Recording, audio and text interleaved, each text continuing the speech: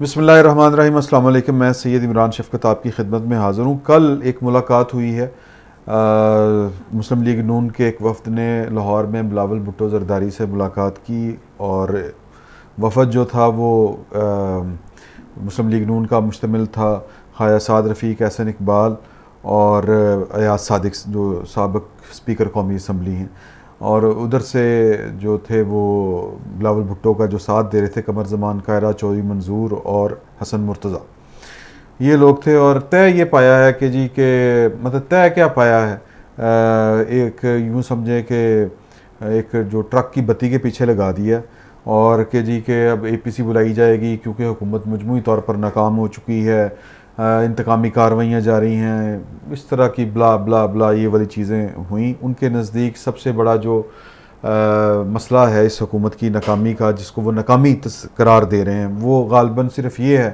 कि एक तो इंतकामी कार्रवाइयाँ हो रही हैं और दूसरा ये है कि कोई महंगाई बढ़ रही है और इकॉनमी मुल्क की ठीक नहीं है। मुझे थोड़ा सा अफसोस हो रहा है कि अगर ये बात पब्लिक कंजम्पशन के लिए है तो फिर तो शायद आप कह सकते हैं कि चलें पॉलिटिकल लीडर इसी तरह ही करते हैं, लेकिन अगर वो दिल से ये समझते हैं कि ये हुकूमत जो है वो इन ग्राउंड्स पर नाकाम हुई है तो ये बड़ी फिर काबिल अफसोस बात है। वो इसलिए काबिल अफसोस बात है कि फिर सवाल ये करना चाहिए कि जी के बिलावल भुट्टो ज़रदारी जो कहते थे कि सिलेक्टर और सिलेक्टेड वो कौन है। फिर अगर सवाल ये करना चाहिए नून लीग वालों से कि इन्होंने पूरा जो आसमान सर पे उठाया हुआ था कि जी के वोट को इज़्ज़त दो और मुझे क्यों निकाला, वो कौन लोग थे।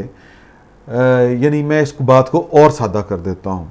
सादा बात ये है कि क्या पाकिस्तान का सबसे बड़ा मसला जो है वो इकॉनमी है, या पाकिस्तान का सबसे बड़ा मसला करप्शन है, या पाकिस्तान का सबसे बड़ा मसला रूल ऑफ़ लॉ है। रूल ऑफ़ लॉ वो मसला है पाकिस्तान का जो आप यूँ समझे उम्मल जो कहते हैं ना मसाइब या उम्मल मसाइल यानी मसलों की माँ जो है वो है रूल ऑफ़ लॉ। और इसी नज़रिए के तहत इमरान ख़ान ने अपनी जो पॉलिटिकल पार्टी थी वो बनाई थी, तहरीक इंसाफ उसको नाम दिया था, इसी वजह से कि पाकिस्तान में रूल ऑफ़ लॉ नहीं है। रूल ऑफ़ लॉ क्या है? रूल ऑफ़ लॉ ये है कि एक कानून जो बना है वो ज़ैद पे भी वही लगे और बकर पे भी वही लगे। अगर जेल में नवाज शरीफ को अगर दाल मिल रही थी तो फिर जो वहाँ पे जेल पे कोई मन्ना साजा जो भी है वही दाल उसको भी मिले। या कानून का जो है, या यूँ कहें कि जो इतलाक़ है वो मसावी इतलाक़ हो, वो पाकिस्तान में नहीं है। और यही पाकिस्तान की सबसे बड़ी कमज़ोरी है, पाकिस्तान का सबसे बड़ा मर्ज़ यही एक मसला है। आज BBC ने एक स्टोरी छापी हुई है कि मरात वाली कि जो पाकिस्तान के अंदर जो पाक फ़ौज के जो अफसरान हैं उनको जो मरात मिलती हैं वो क्या है, उसका तरीक़ाकार क्या है, उसके जो बॉटम पे आप आएँ तो वो मसले का हल उन्होंने लिखा हुआ है, या ये ख़राबी कहाँ से शुरू हुई।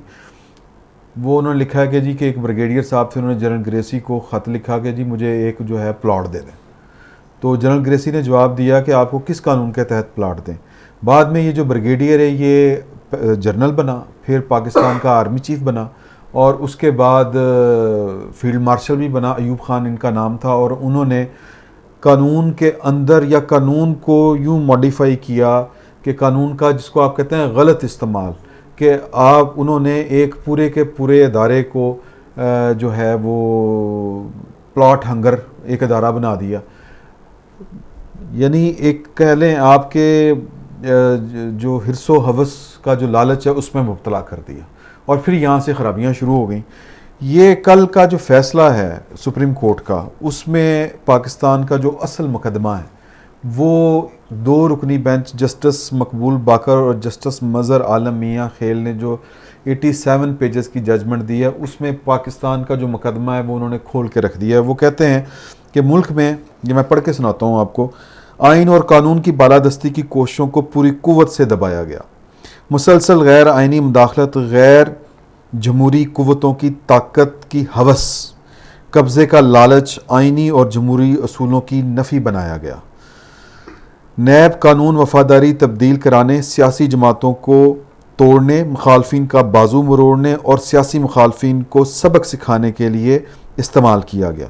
छोटे लोगों को मुंतखब और उनकी नशोनुमा करके अहम ओहदों पर बिठाया गया। बदनुमा माजी और मुजरमाना रिकॉर्ड रखने वालों को कौम पर मुसल्लत किया गया। इसकी एक बहुत बड़ी मिसाल जो है वो MQM है, अल्ताफ़ हुसैन है। ये कहाँ से आए, कैसे बने, खैर इन बहसों में नहीं जाते। ज़ाहिर है कि वो ज़िया-उल हक साहब लेके आए थे और फिर उसके बाद परवेज़ मुशर्रफ ने उनको जिला बख्शी। और ये जो सारा खेल है यानी ये बुनियादी तौर पे ये सिर्फ ये है कि पाकिस्तान में कानून का इतलाक़ जो है वो पाकिस्तान के ताकतवरों पर नहीं होता। और ये जो सुप्रीम कोर्ट कह रही है कि मुल्क में आइन और कानून की बालादस्ती की कोशिशों को पूरी कुव्वत से दबाया गया, ये कौन है? ये दबाने वाली कुव्वतें कौन हैं? ये सवाल जो है क्या नवाज शरीफ को नहीं पता, जो खुद क्या, और इस वक्त वो खामोशी से बैठे हुए हैं। और मरियम जो हैं वो भी अल्हम्दुलिल्लाह आज एक सहाफ़ी उठाया गया है और वो शख्सी आज़ादियों और दस्तूर की बातें किया करती थी, वो उनको कोई नींद से नहीं जगा सकता।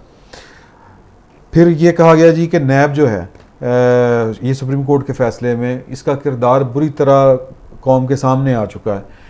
लेकिन आपको पता है कि जिस तरह अदालत ने अपने फ़ैसले में लिखा कि ये जो नैब का कानून है ये बेसिकली सियासी जमातों को तोड़ने और उनकी वफ़ादारियाँ जो हैं वो तब्दील करने के लिए इस्तेमाल किया जाता है।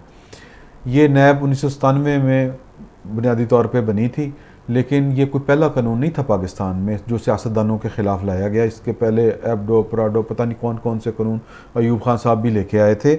सवाल सिर्फ इतना है कि पाकिस्तान में एक तबका ऐसा है जो पाकिस्तान को अपने यूँ कहें कि किसी लालच और हवस, जिस तरह अदालत ने कह दिया है, और पैसे के लालच में, इख्तियार के लालच में, इख्तियार क्यों चाहता है बंदा? ज़्यादा पैसा बनाने के लिए। और पैसा बनाना के लिए हर जायज़ और नाजायज़ को यानी कह लें कि हर हलाल को हराम और हराम को हलाल करार देना, ये एक रवश होती है। और ये पाकिस्तान में कौन कर रहा है? ये पाकिस्तान के जो पॉलिटिकल लीडर हैं, अवाम जाने ना जाने, लेकिन पाकिस्तान के पॉलिटिकल लीडरों को अच्छी तरह पता है। लेकिन वो इस वक्त आप यूँ कहें कि मुजरमाना खामोशी इख्तियार किए हुए हैं। इस वक्त अदालतें अपना रोल प्ले कर रही हैं। इस वक्त जो सहाफ़ी हैं वो अपना रोल प्ले कर रहे हैं। और अगर कोई रोल प्ले नहीं कर रहा तो वो पाकिस्तान की ये पॉलिटिकल पार्टीज़ हैं जिनमें पाकिस्तान मुस्लिम लीग नून जो है वो सर फहरिस्त है।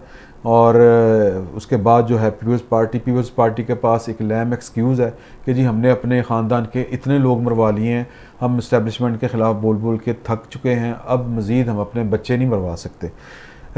जो PTI तो खैर वो क्या है, इसकी एक हिस्ट्री है कि वो कहते हैं कि फ़ातिमा जना की पैरवी में चला थे शेख मुजीब का रास्ता रोकने के लिए भुट्टो को ले आया गया। भुट्टो जब थोड़ा सा उन्होंने अवाम की बात करना शुरू की तो फांसी को पर चढ़ा दिए गए। फिर जब उनकी विरासत जो है वो उन्हीं के नक्शे कदम पर चल पड़ी तो फिर IJI बन गई। नवाज शरीफ का जो बुत खड़ा किया गया, ये जो नाअहल लोगों को नवाजने वाली बात सुप्रीम कोर्ट ने की है कि उनको पाला जाता है, उनकी नशोनुमा की जाती है, उनको सेलेक्ट किया जाता है। फिर जब वक्त के साथ साथ नवाज शरीफ ने देखा कि मेरी कोई जगह नहीं बन रही और वो बकौल अपने कि जी मैं नज़रियाती हो गया, और वो नज़रियाती हमेशा उस वक्त होते हैं जब वो इक़्तिदार में नहीं होते या जब उनको इक़्तिदार से निकाल दिया जाता है।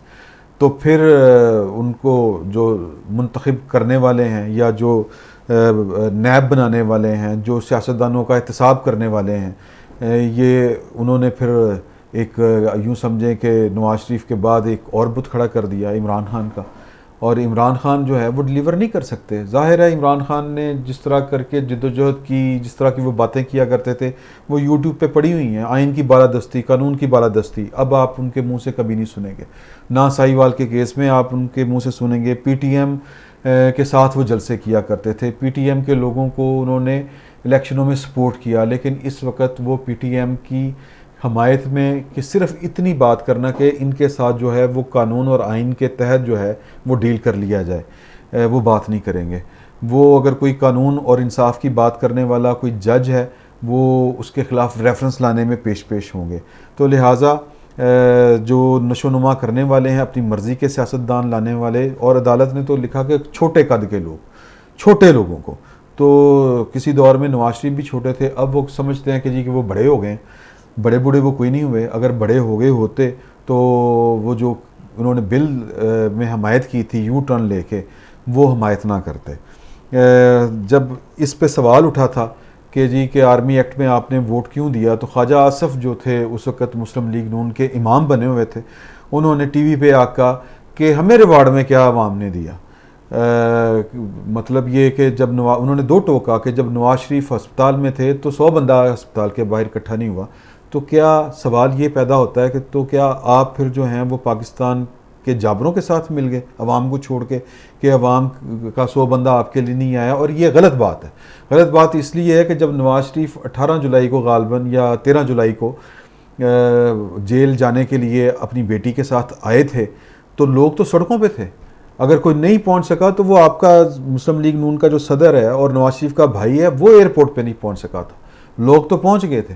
और लोगों ने 23 मार्च को जब नवाज शरीफ जेल में थे, लाहौर की कोट लखपत जेल में, तो लोगों ने अपने तौर पे ऐलान किया था कि हम नवाज शरीफ की के साथ सॉलिडेरिटी शो करने के लिए हम जेल के बाहर जाएंगे, जेल के फाटक के बाहर जाके धरना देंगे।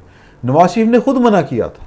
तो बात यह है कि इस वक्त की जो हमारी पॉलिटिकल स्लॉट है, ये जो पाकिस्तान का जो बुनियादी मसला है रूल ऑफ लॉ वाला, कानून और आइन की बालादस्ती वाला, ये उससे दस्तबरदार हो चुके हैं।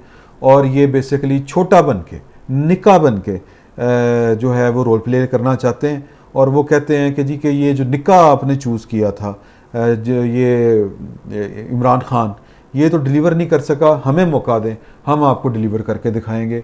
तो पाकिस्तान में ये सुप्रीम कोर्ट के जो जज हैं, जस्टिस मकबूल बाकर, जस्टिस मजहर आलम मियाँ खेल, ये ख्वाब देख रहे हैं, कुछ सहाफ़ी ख्वाब देख रहे हैं, उठाए जा रहे हैं। जो जज ख्वाब देखते हैं उनके ख़िलाफ़ रेफरेंस आ जाते हैं। और आइन और कानून की बालादस्ती का ख्वाब देखना, इसकी ख्वाहिश करना पाकिस्तान में जुर्म है। और ये जुर्म जो गैर मुंतखब लोग हैं, मिसाल के तौर पे जो जज हैं उनमें से कुछ लोग, और जो कुछ सहाफ़ी हैं उनमें से कुछ सहाफ़ी, ये देख रहे हैं और इसकी कोशिश कर रहे हैं और इसका खमियाजा भी भुगत रहे हैं। और जो पाकिस्तान की पॉलिटिकल लीडरशिप है इस वक्त, वो शायद कंप्रोमाइज़ कर चुकी है।